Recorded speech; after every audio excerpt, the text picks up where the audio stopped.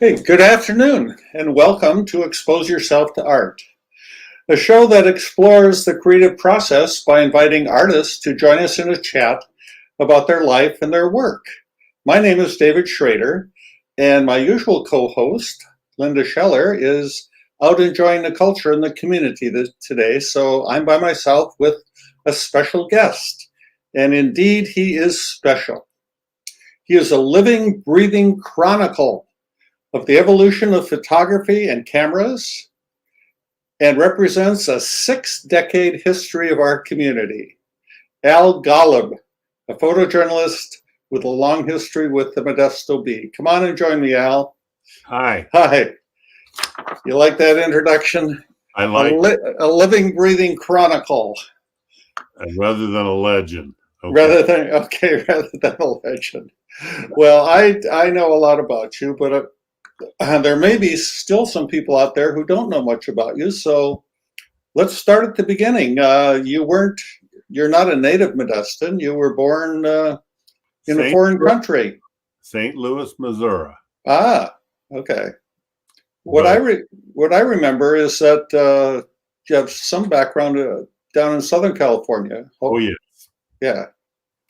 Yes, my mother saw California during World War II in 1944, and so she made my dad move to Beverly Hills. Ah. And so we were in Beverly Hills, and then she and my dad parted ways, and I was there. We were living in Hollywood. Ah, Hollywood boy. Yeah. Went to grade school, Cherimoya grade school at the corner of Beechwood and Franklin. Yeah. And then I went to junior high, and I was about to start Hollywood High when my dad wanted me to come live with him. Ah. I was too Hollywood. You were too Hollywood. So did you go and live with your dad then? Yeah, I moved in with my dad, and we ended up, there was a recession on in 58, and we ended up leaving St. Louis and then moving to Denver or Arvada, Colorado, and I went to high school there. Ah, okay. And I got out of high school, started junior college in LA, and then I don't want to tell the whole story, but I decided to run off to the Air Force and join the military in 1962. Well, all right. So where did photography enter your life? Okay. Yeah. I actually wrote. You're already prepared for this, yes. Yeah. Well, I'm prepared with highlight notes so I don't forget to mention them.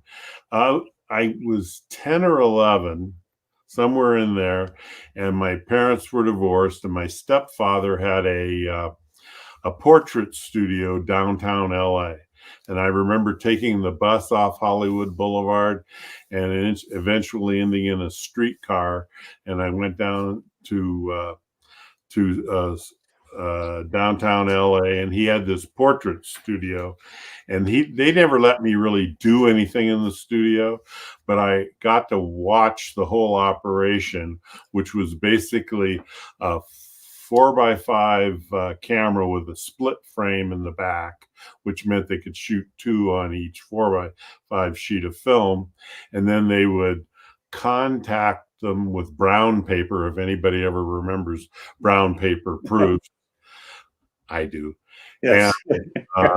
And then then they would deliver them to the customer by making prints or whatever, and I never got to really physically touch much, but I got to see how it all happened, how the 4x5 was loaded and how the film was developed in the dark. Of course, I had my eyes, it was dark, I couldn't see, but I knew the process, and that left a permanent vision in my head of what photochemical photography was. Okay. Uh-huh. So then they got divorced, and then my brother had died in a motorcycle accident, and my family felt sorry for me, and they bought me what was called a Kodak Hobby Kit, which was a big old box with a developing tank and little trays and a contact frame and a camera, somewhat like this Brownie Hawkeye. Wow. Okay. Yeah. And the first camera, actually, not this very one. I got this from a friend, but I took pictures with that camera and developed the film. It was, and of course I wrecked the little spot in the floor where it's the chemistry like most. Yeah. Right. 12 then, a 12-year-old, but I read it and I made it happen using the little packets and following the instructions. And when I put the first piece of paper in the film paper developer, I just started screaming in my head, "Wow, look at that!"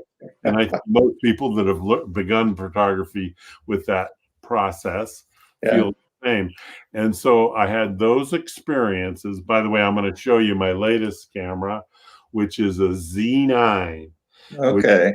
Which is totally digital, has no mirror in it, and it shoots at RAW. It'll shoot 20 frames a second, at JPEG 30 frames a second. Wow. It's an incredible camera. I can talk about that another day. Anyway, so I had this vision, and then my father decided I was getting too weird. So I went off and I started high school in Arvada, Colorado, and I wanted to be a football player. And then I got hurt. I'm pushing this story fast. I got hurt. And then they put a little thing in the daily thing for the students in the morning, and it said they wanted a yearbook photographer. And I go, hey, maybe I'll try for there you go. With that Brownie Hawkeye. And so I ended up being yearbook editor eventually, but I started out with another partner. His name was Johnny Arnold. They called us the Gold Dust Twins. He was totally learned by reading about photography and never really seen it in his whole life. And they take the two of us and put us in the dark room there and said, okay, make something. Well, I had all this visual experience from before, so I kind of knew what to do. I just didn't have as much learning on the numbers. And so between the two of us, we became the yearbook photographers for our high school newspaper. And so let me interrupt you just a second, because you showed us the two cameras. Yeah. Do you have any quick thoughts about the progression or the evolution of photography from your darkroom experiences, which was so exciting to you, to digital? Okay. Well, as I do in what I've talked that I've given my students before, I would say Matthew Brady wouldn't have taken that trailer and all that crap up and down the hills if he didn't have to. In reality, it's changed from those early days like Matthew Brady, who dunked his glass plates in emulsion and pulled them out in the dark and separated them and put them in holders and made pictures and had to have a tent, and all this stuff and all this rigmarole. And so I think even Ansel Adams would have gone for digital. I think, he was very modern, and we have to follow it, because what photography is really not what your film or whatever it is. It's what you have in your heart and what you can see in your mind and what your reader can get out of the picture, because you're really showing the viewer, the reader, an image. So you've given us a good glimpse as to why photography is an art and not just a bunch of techniques. Yeah. Thank you. I told you earlier, I was such a technical geek. I was a geek in school. That's how come I could figure out all the chemistry and everything. I was going to be a chemical engineer, actually, in college.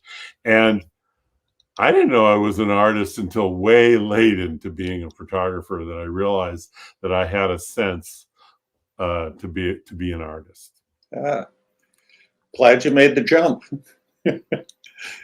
The awareness, yeah. So, the bee.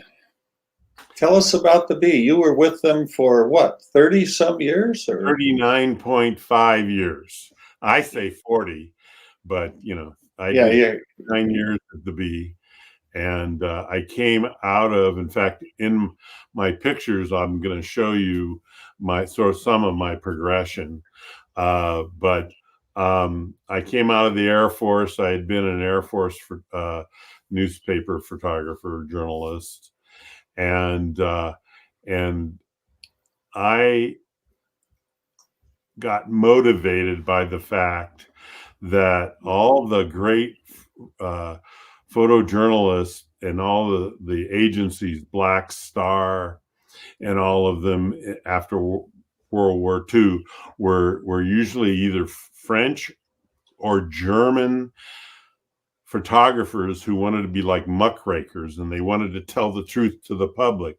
Well, I'm a Russian Jewish boy from St. Louis, and I wanted the same thing. And I used that motivation. I did, as I said, I caught on in the middle of it that I had a sense of art, but I used that motivation, and and fortunately, I didn't make record images. I made images that said something. Yeah, good.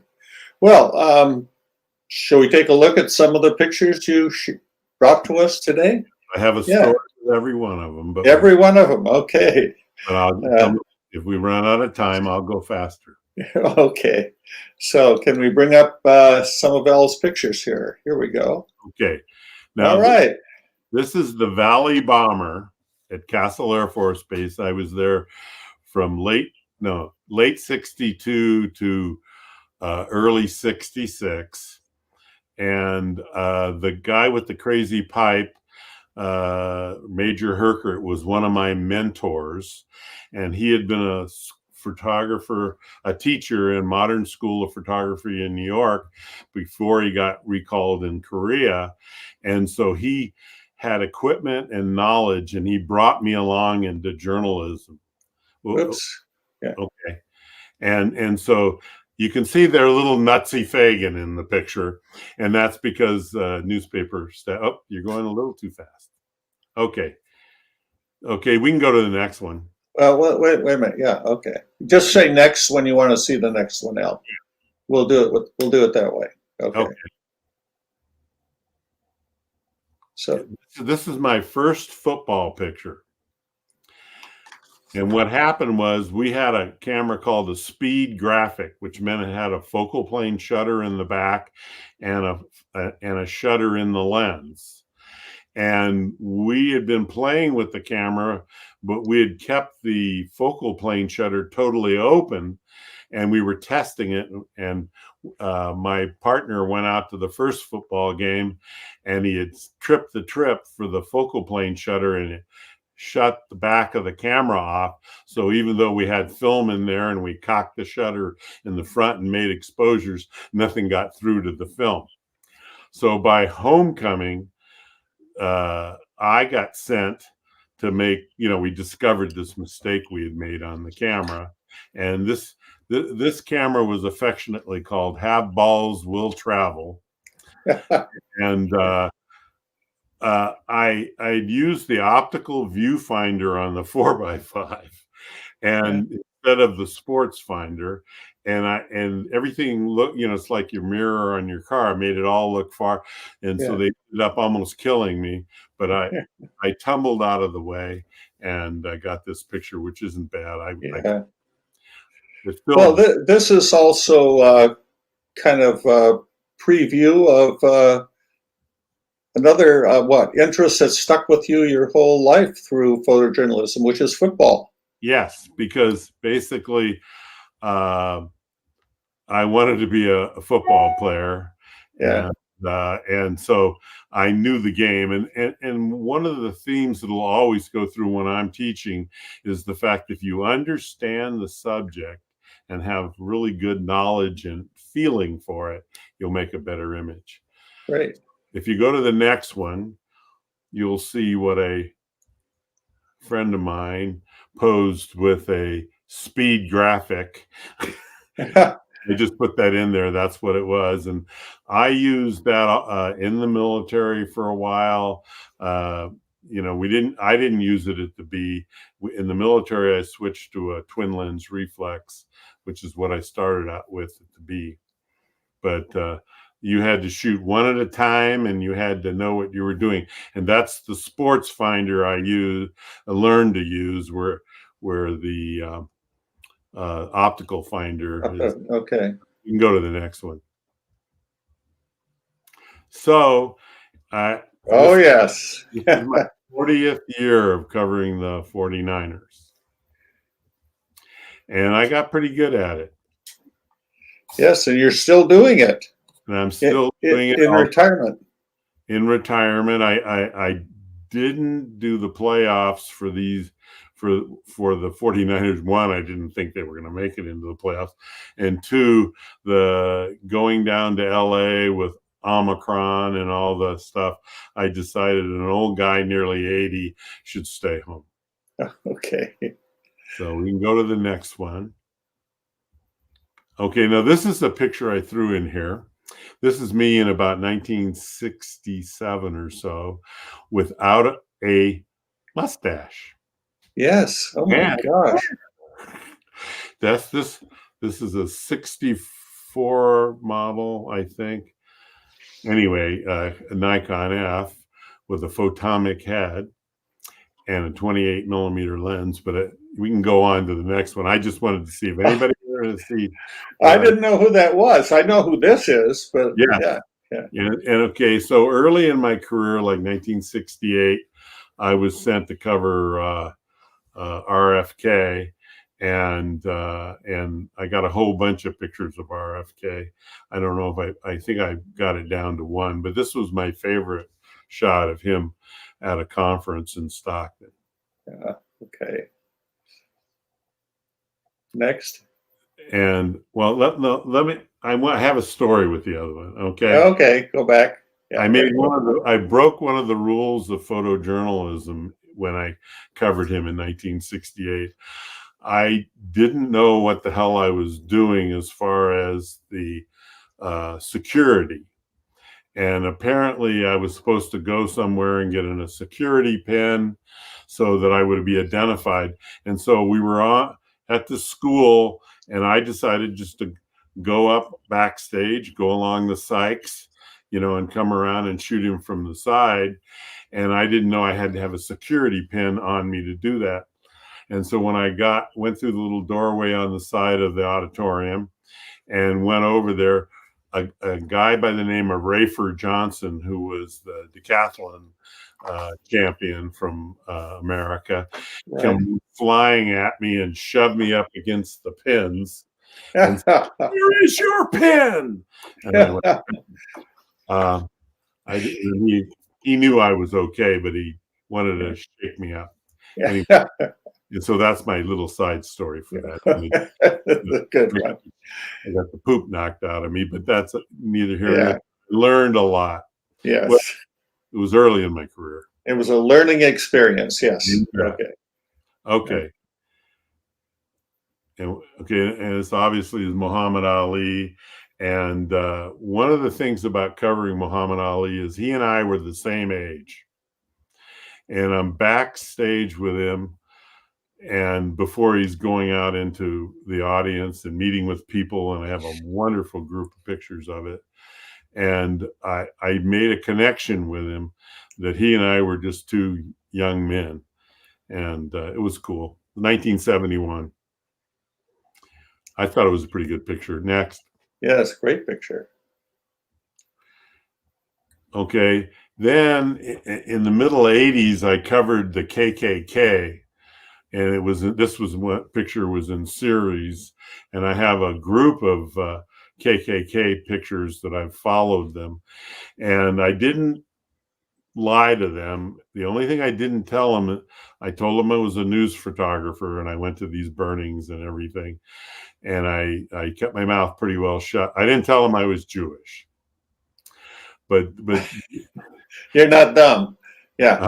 I wasn't stupid. But we had a guy in series, but a lot of the KKK people are still around. But anyway, so I had my experience of covering them and going to 3 or 4 events. Next. And I also won an award in forest lawn competition. But and this was a burning in series. Wow. What dates? What time frame is this? This is 84, 85, right in there. Oh, 1980. Wow. Yeah, I did it for maybe 3 years, and then somehow after the 84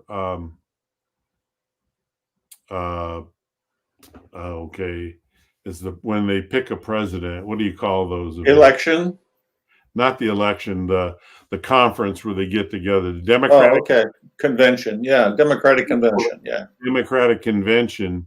They were the guys from Series were going to go up there, and they were going to, and so we spent a lot of time with that, and then after that we kind of gave up. Wow. Covering them. Go ahead. Although they pop their little heads up every once in a while. Then in the late 60s, I did a lot of migrant farm labor images. And I have a series of 3 or 4 here that I did. And they speak for themselves, I hope. You can go to the next one. Yeah, very much speak for themselves. Yeah. Yeah. Well, I mean, that's when an image says something to you that I'm feeling while I'm taking it, I'm a successful photographer. Right. Go to the next one.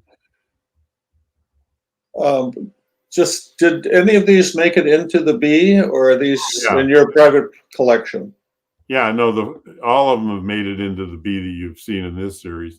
Okay. The first one was the fact that they didn't have enough migrant housing. Camped under a tree on the west side. That was the story there. And this is one of the migrant camps, and it was a story I did with a great reporter, John Esparza, because I understand Spanish a little bit. I don't speak, and I'm just a big tall gringo, so it takes a while for somebody like me to relax people to break down so they'll be real. That's the secret, by the way. Yes. That's something you have to build within your own body to let people relax around you. You have to relax. Absolutely. Absolutely. The next one? Yeah. Okay. Now, this one was really great. This is George Wallace. Yeah, and he's saying, we just can't pussyfoot around. Okay. What was he referring to? Do you remember? It was because, the Republicans and Democrats were wimps, and he got to be a candidate for president. Yeah. And so, he did a lot in his career. You can read a lot about him. There were a cool counterculture of liberal Modestans there that challenged him. I got that in my series. Why don't we go to the next one? Okay.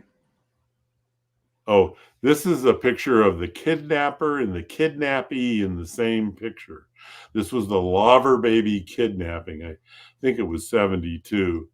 And that's where this guy had carjacked this baby and the car, and took the baby to his house where his wife had it as they claimed it was their own child, and the sheriff's department had talked him into coming in.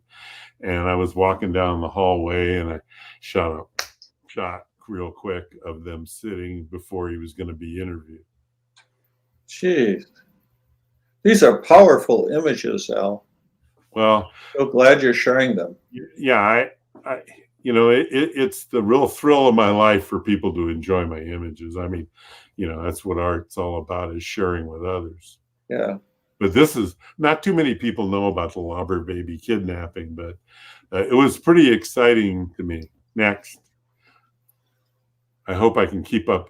Okay, this is one of my early 87 fire pictures that I shot in black and white. And W. Eugene Smith was really great.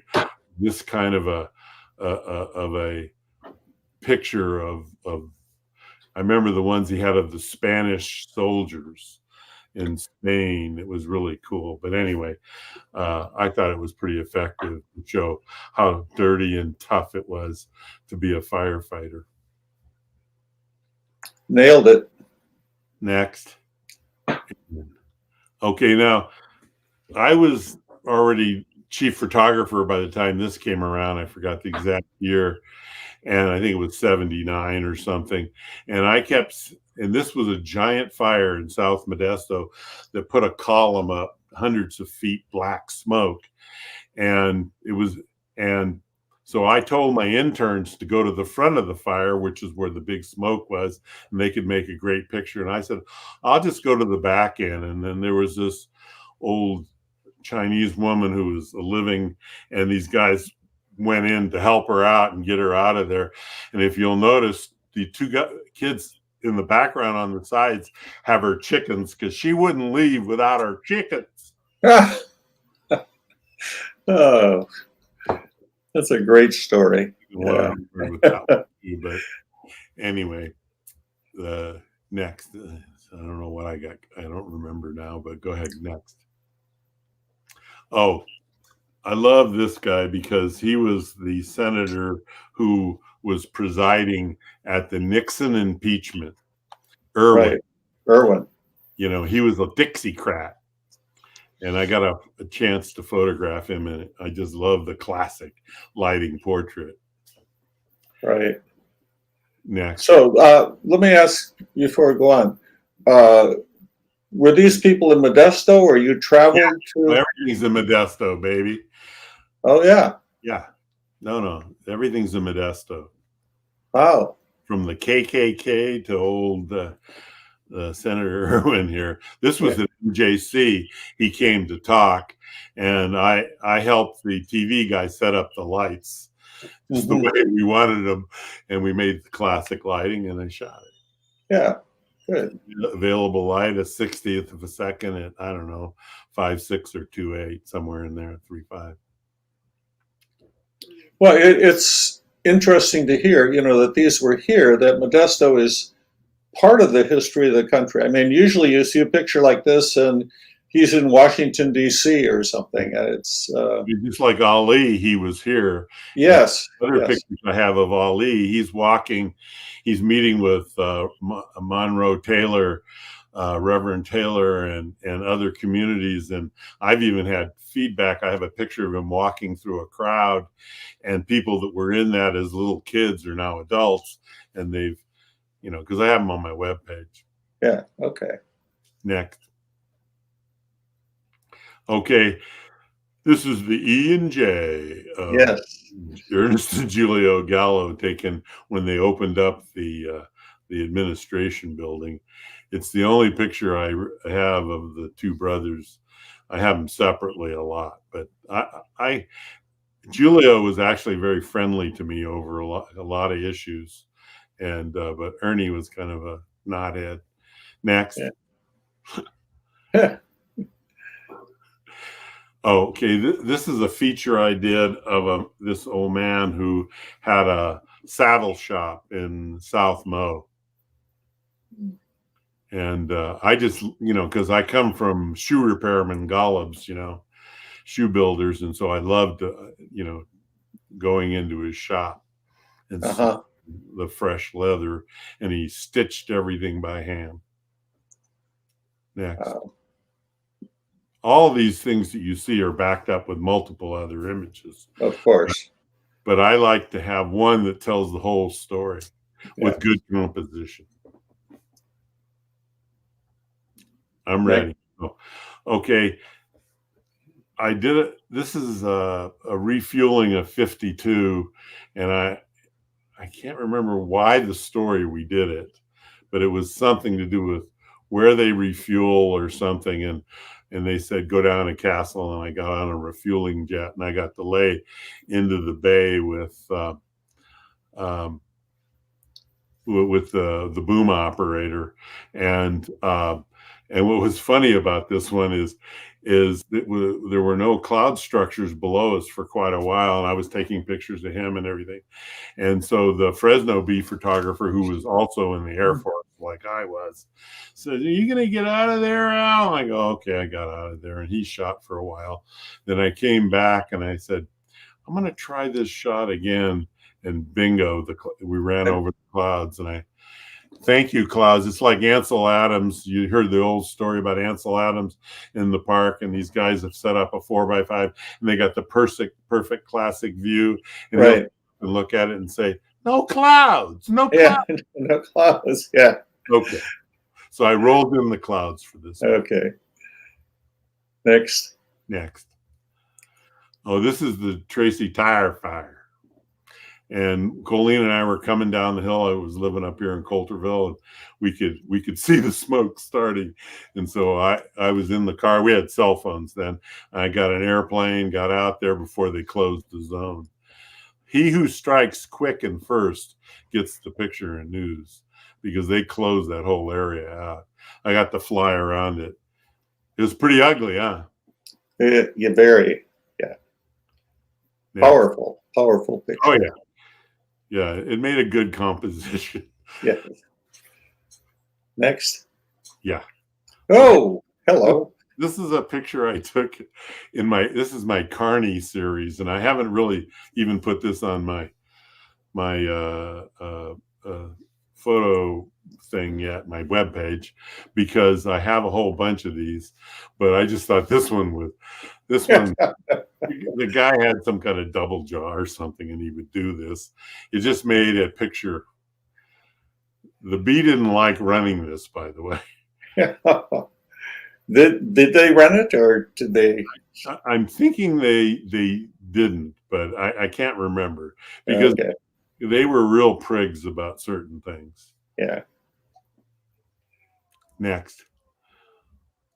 Okay, now this is Will Gear, Papa Walton. He was making a movie called this was the Moonshiners or something, with Alan Alda and a couple other guys, and so it was in Jenny Lind. You know where Jenny Lind is? Yes. It was right in there somewhere, and I went with a really great reporter, and so we're talking to him, and we're standing, and it was in the old marijuana days, and then he just cut a couple of really cool jokes about, well, yeah, we used to smoke that stuff, it's no big deal. But anyway, I just thought this was a nice little shot. He just sat down for a break, made a decent picture. Yeah, very good. Now, I was sent to this house to do a story on, this guy was a chrysanthemums, dahlias. That's what it was. So he had a dahlia garden. I don't know if you've dealt with dahlias, but they're giant. And he had like a whole front yard ripped up in dahlias. And so I was doing this dahlia story. But I came into the house and I was talking to them, and I said, do you mind if I take your picture? And they said, "Oh, of course not." They were very sweet, and it made a really classic picture that I love. And I lost the notes with their name on it. Yeah, but maybe someday I'll find the dahlia story in the old bee archives. Very nice. Very nice. Yeah. Well, I was an available light junkie, but the light was available, but I would move around until I got the right. Right. Okay, next. Okay, so I was testing my new lens on my Pentax 645, and it was a 35 6x7, a 35 millimeter lens, which was equivalent to the 21 millimeter lens on a Pentax 35. And we photographed this thing a million times, so I just thought, this would be a cool shot, and it was a nice weather format, so I took it. Yeah. Next, okay. So I'm on the way to do a story up in the mountains, and I'm with this reporter who is kind of straight-laced. I won't mention her name because she's around. And so I said, why don't we're ahead of schedule. Why don't we go down Warnerville Road? I don't tell her Warnerville Road and Timble and all that is nothing but gut bucket road. This is the good part of it. When you go up over that hump, it's pretty rough. But anyway, and then the clouds were beautiful. So I said, oh, I'm just going to take it. It's Warnerville Road in its purest, because I think some of it's paved now. Yes, it is. I was on it not too long ago. Yeah. And it's nothing but a black and white snapshot on Tri-X, but I like But that's where we live. That's the valley. Yeah, that's it. No, it's classic. Yeah. Next. Okay, now this is out of town. This is not in Modesto. It's on 395 in Topaz, California. And I was up there shooting fall color and doing stories on Virginia City and Mammoth and the like. And my reporter, Bob White, who's passed, were motoring down the road. And I said, oh, I got to get this. And at those days, I would jump out of the car in an instant and go running. And I thought it was a nice picture of where the poplars are. I could have shot it in color because then the poplars would have been golden yellow, but it did okay. Yeah, the lighting calls for black and white almost. Sure. Yeah. I'm the backlight kind of guy anyway. Next. Now, this is another shot that I was actually testing a camera, and I was near the edge of this field. And this is the hardest subject to deal with, period. You got a blonde light horse and a black Labrador dog. Now, in black and white, that means, one is on one end of the color spectrum and there's the other end of the color spectrum. And but I'm just farting around, and they seemed to like each other, and they did this, and I snapped it. Of course, timing is everything, and I felt fortunate that they performed for me. They did. They did a marvelous job, and they understood my lines of direction composition lesson, which is what it because one of my compositional things I teach is lines of direction. Yeah. Everything is there, and the intended look at both of them looking at each other. But go on. Okay. Now this shot I was infatuated with the fact that I was told that the sunset actually turns a small green layer just before it goes. And I was trying to catch it. And so I'm on California Avenue, and I see the sun going down, and I go, let me try this. But what made me pull to the side was that little bit of fog that was popping up in the field. So it was going to light my foreground. And what was funny is when I got it neutraled out correctly, I did get kind of a more of a green layer in the sky, but I also got a magenta layer in the fog. I've heard that story before about the flash of green, and I've been looking for years. I've never seen it. This is as close as I've ever seen it. Well, it was not as pronounced as that, but it was green. Okay. I think maybe part of the magenta I may have in the fog is because I let it go a little too green. I should have pulled it back from normal, but I think it's pretty passable snapshot. Absolutely. 645 on Vericolor. Next. I7, I mean, sorry, go ahead.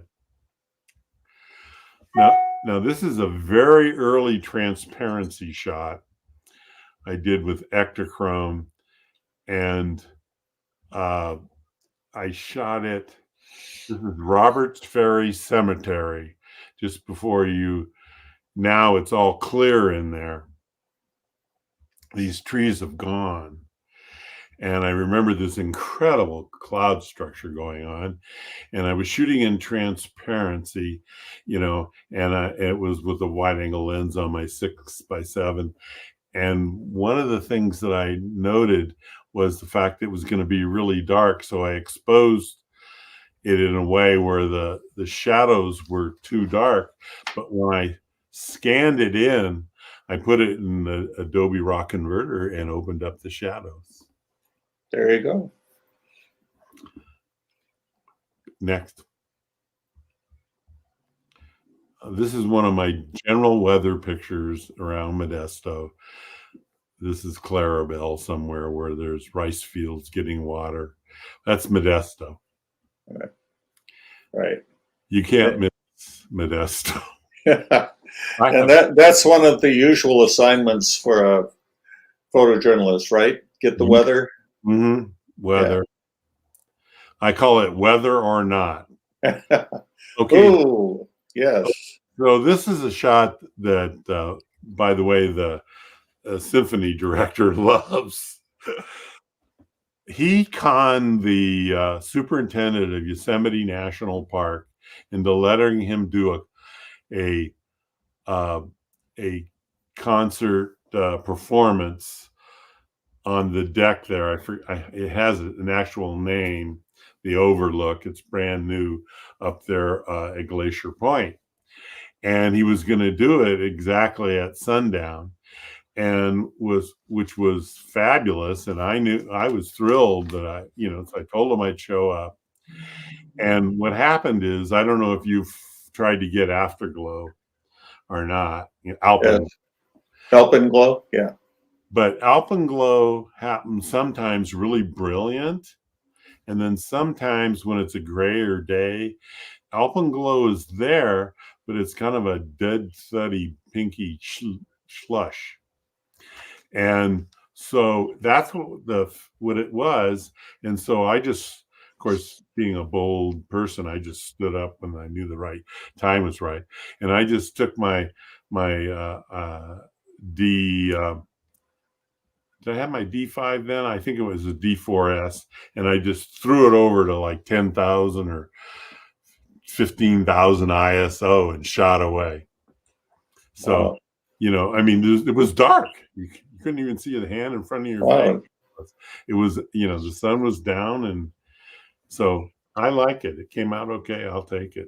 Yeah. By the way, I have that print of yours here waiting for you to pick it up. Yeah, I know. But that's okay. If you don't want to pick it up, I love this print. So, but anyway, yes, it's here waiting for you. So, okay, let's move on. Yeah. Okay, we can be real quick here. This is Scotty Peterson. And of course, I was the trial master and photographed him more times than he deserved. But it was exciting handling those kind of images and dealing with judges and blimping cameras and all kinds of things I had to do. I even did it over in Redwood City. In fact, this is Redwood City. Okay. This is Mary Vincent, who was one of the sadder stories I covered. She was a 15-year-old girl who was raped, and her arms were chopped off, and she was thrown out of the vehicle in Orostimba. Yeah, Orostimba Creek Drive, whatever the road is that goes up there, that we all think is beautiful because we go do the wildflowers on, and she ended up wandering back, and they found her. And so I followed her, and this is one of the first pictures of her after this event. Uh-huh. In fact, I followed her through a whole series of things. I dropped out the wedding picture I have of her that I went up to Gig Harbor for her wedding, but it's just one of the many sad stories you cover that people have to go through these kind of trials. Right. Maybe I could ask you at this point, because some of these stories that you're covering are gut wrenching. I mean, and I'm just, what's the effect on you? Is there an effect on you? What's that like? To say I'm tough and I don't feel it is where you get into trouble. You have to really, it's like grieving a dying person. You have to let the pain hit you, and you have to really absorb it and see, that it is really there. But I always had a job and a camera to protect me. So because I've seen, this is delightful compared to things I've had to see. But you have to realize that these are really difficult things, and you are human, they're human. And if you realize there's humanness in what you're photographing, it's a little easier to deal with. Okay, right. But I've had my share of nightmares. This is a B-47 down at China Lake, and I photographed it and did a whole big story on how they rebuilt it and flew it back to Castle Museum. But I put this in there for the next picture. Okay. Because this is one of my early selfies with the 6x7 camera and a 35 millimeter lens. And that's kind of what I look like in 79 or 80. Whatever. Hey, all right. You've changed over the years, Al. Yeah. Okay. This is Tunney. Gene Tunney was his father, who was a boxer, and he ran for Congress. And when I haven't told you about taking famous photographers home correspondence course, but this was one of my lessons, and I covered it for the Bee, but I also made it quite an in-depth coverage of it. Okay. Off the end of a train. Okay, ready? There we go. Okay, then fire's my other hobby. This is the beginning of the Rim Fire, which only burnt 240,000 acres. 80,000 of those acres were in wilderness of Yosemite. And I was on one side of the river with a telephoto, and I could see that this bomber was working the hill. And so it's hard to time these kind of things, because when they throw the retardant down, you don't want to get it exactly when it lets it go. You want to, kind of photograph it so it's part of the scene to tell a story. This is not a ferocious fire, but this part of the fire had rolled over the hill. Then that night dropped down into the ground and went the river bed, and then it went back up Cherry Creek, which became an enormous fire, 200 tons. Right. And I'm going to end with, this is the Rogie Fire. And I went out at night when they were burning back a patch of the fire. And this is one of the hotshot cruise captains that I knew really well. It's a little spooky being out. When I was younger, it didn't bother me to be out there by myself, but now I'm a little more careful. Yeah. And this was the Tuolumne Fire, and this one came out of the bottom of the river at Lumsden and Ferretti Road. I don't know if you know, it's right off 120. And this is the fire that killed Maria Scheicher. And there's a monument up there. She was a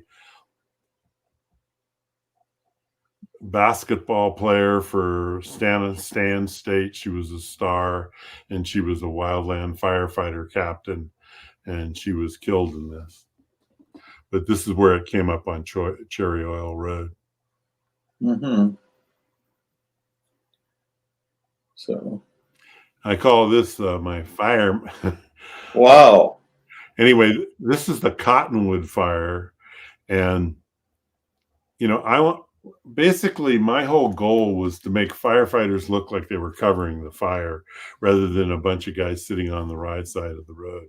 This is a fire captain who just checked with his men and came running out of the fire to do something else, and it just made a good picture. A very powerful picture. Yeah. Well, that's my goal. Yeah. Okay. Okay.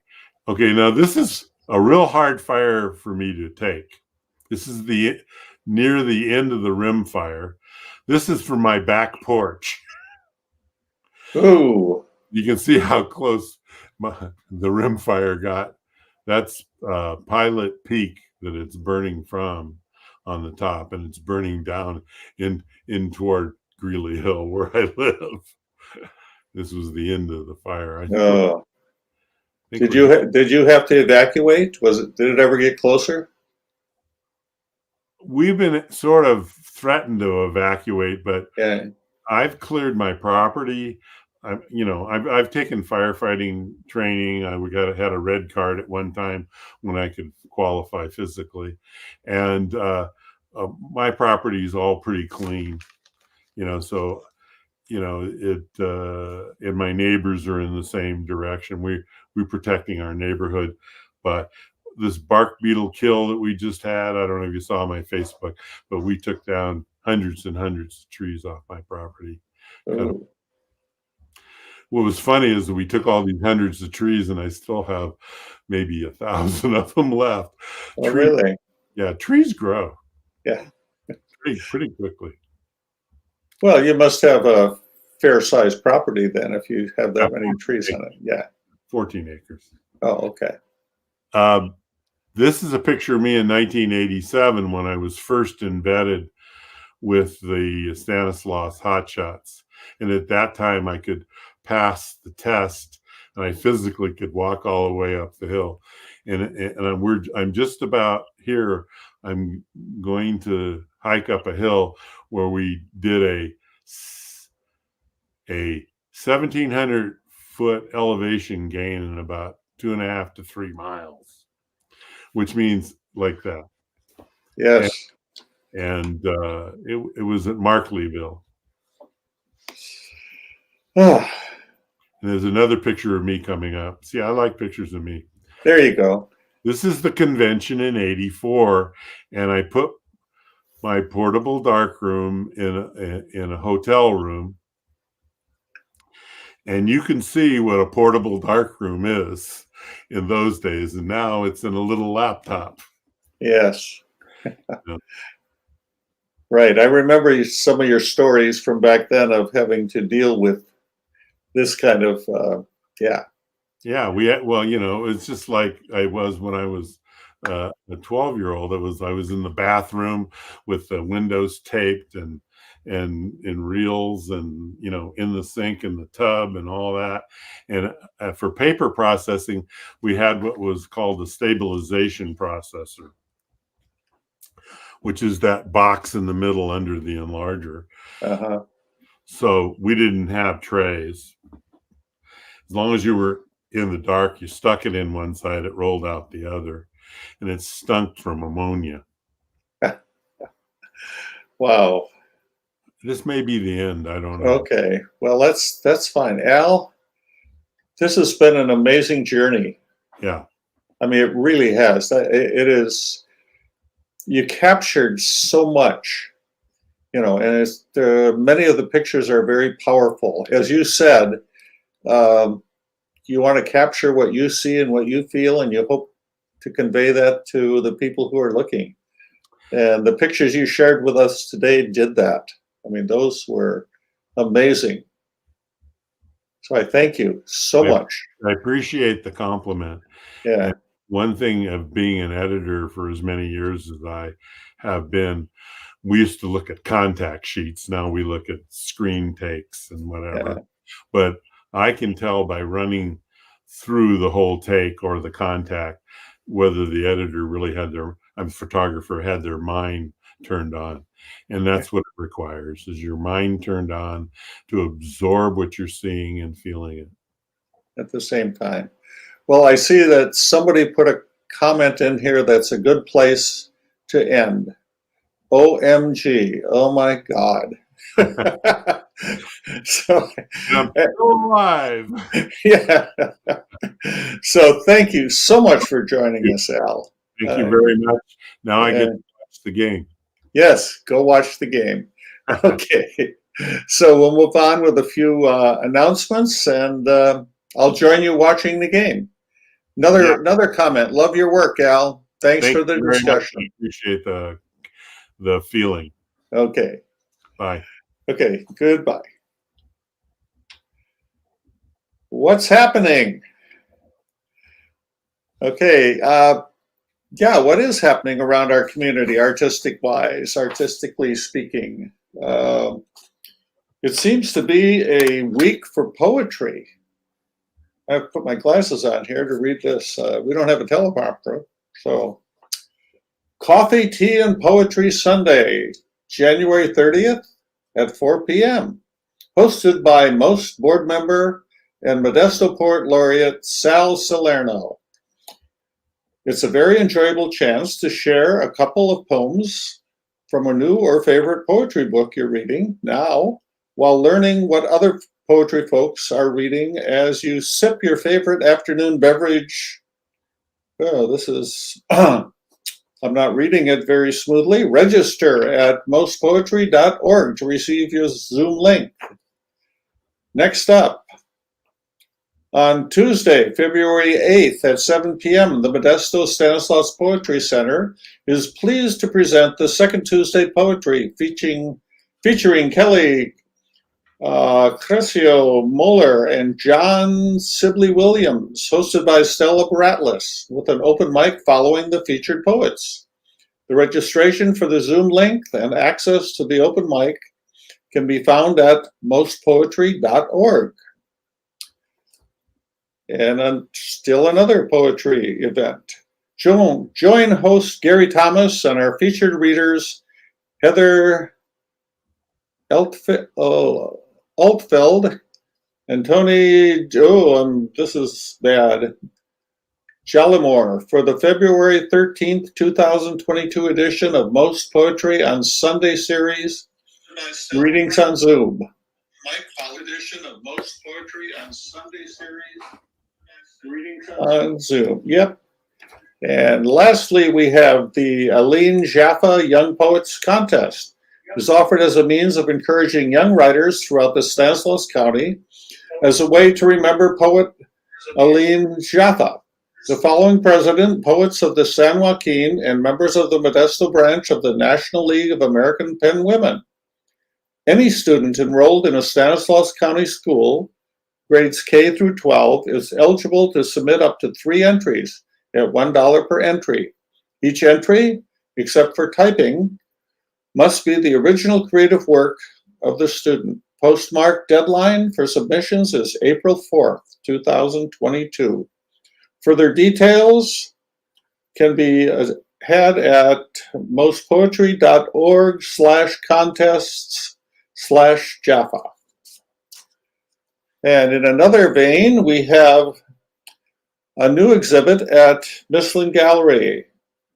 We have Saeed Al-Kabai, Discourse of Silence. He is a painter from Iraq. The show will be up at Mislin between February 1st and February 27th.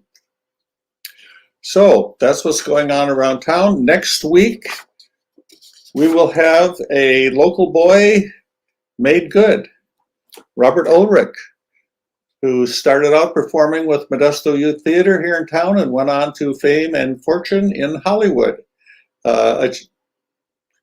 Most recently got an Emmy for his work with Glee, the TV show. It'll be good to talk with him and do some, recall some memories of early days of performing in Modesto. So we'll see you then. Thanks for tuning in. Thanks to Al, and I will see you next week.